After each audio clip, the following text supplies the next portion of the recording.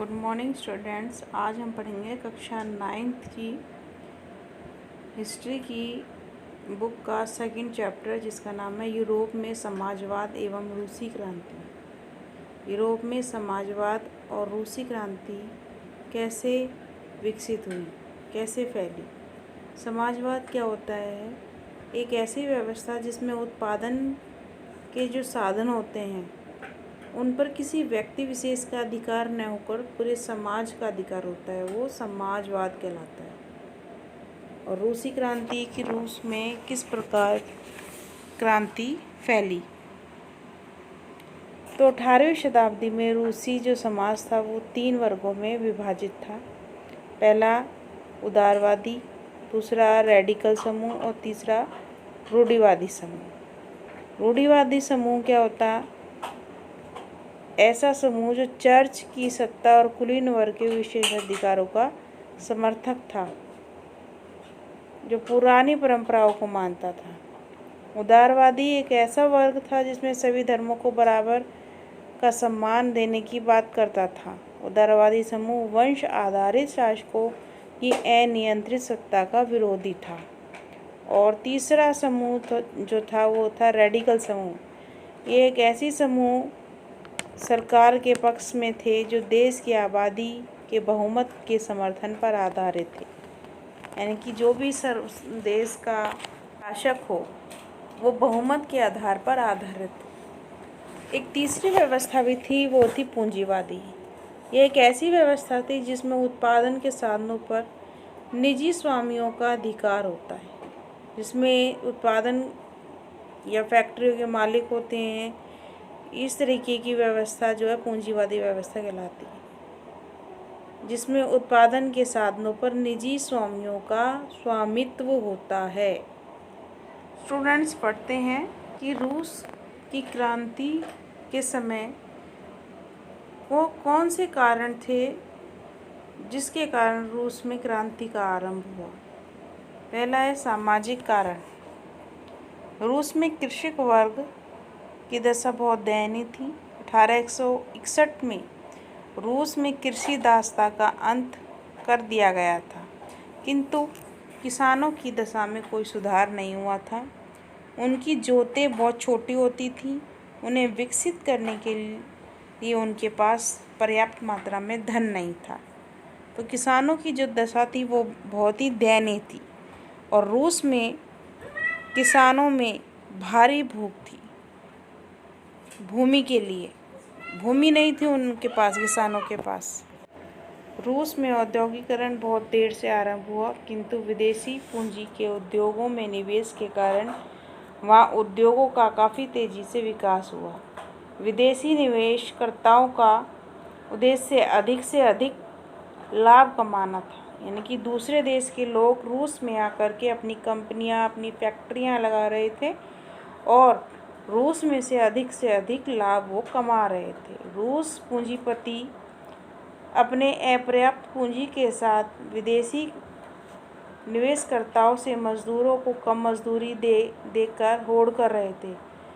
कारखानों के स्वामी चाहे विदेशी हो या रूसी, मजदूरों का जमकर शोषण कर रहे थे। रूसी पूंजीपति भी और विदेशी पूंजीपति भी, दोनों ही रूसी मज़दूरों का शोषण कर रहे थे। उन्हें पर्याप्त मात्रा में मजदूरी नहीं मिल रही थी। मज़दूरों को कोई राजनीतिक अधिकार प्राप्त नहीं थे। मार्क्स के ये शब्द मज़दूरों के पास सिवाय अपनी बेड़ियों के खोने के लिए कुछ भी नहीं है, उनकी शोचनीय दशा की सही तस्वीर पेश करते हैं। यानी कि कार्ल मार्क्स जो थे उन्होंने मज़दूरों के विषय में कहा कि मज़दूरों के पास जो है अपनी बेड़ियों को खोने के लिए कुछ भी नहीं है, केवल वो अपनी बेड़ियां और खो सकते हैं।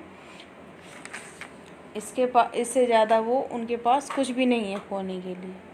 तो ये थी सामाजिक और आर्थिक दशा रूस की क्रांति का एक जो मुख्य कारण था। इसके कारण इन किसानों की इस दशा के कारण, समाज की इस दशा के कारण भी रूस में क्रांति का आरंभ हुआ। दूसरा है राजनीतिक कारण। रूस में जारों का निरंकुश शासक शासन था। जार निकोलस द्वितीय राजा के दैवीय अधिकार में तब भी विश्वास रखता था और वह प्रत्येक कीमत पर अपनी निरंकुश सत्ता को बनाए रखना चाहता था।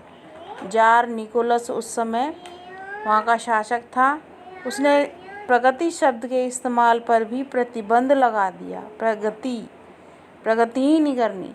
उसे केवल उच्च वर्ग और उच्च पादरियों का ही समर्थन प्राप्त था। जारों का अधिकारी वर्ग अयोग्य, भ्रष्ट तथा अकुशल था। इन अधिकारियों का चयन योग्यता के आधार पर नहीं बल्कि उन्हें विशेष अधिकार प्राप्त वर्ग से किया जाता था। रूस के जार इस प्रकार रूस की जो राजनीतिक शासक था वो भी अयोग्य सिद्ध हुआ और रूस में प्रगति नहीं कर सका। तो इससे जो रूसी जनता थी वो उसके खिलाफ हो गई, उसके प्रति रोष प्रकट किया उसने और इस प्रकार रूस में क्रांति का आरंभ हुआ। रूसी क्रांति का मुख्य उद्देश्य यह था कि रूस की जनता जार के साम्राज्यवादी नीति से बहुत दुखी थी। वह उसको हटाना चाहती थी। वह शांति की स्थापना करना चाहती थी। रूस में किसानों की दशा जो अत्यंत शोचनीय थी। उनके पास छोटे छोटे खेत थे जिन पर वे पुराने ढंग से ही खेती करते आ रहे थे और उन्हें भारी कर देने पड़ रहे थे।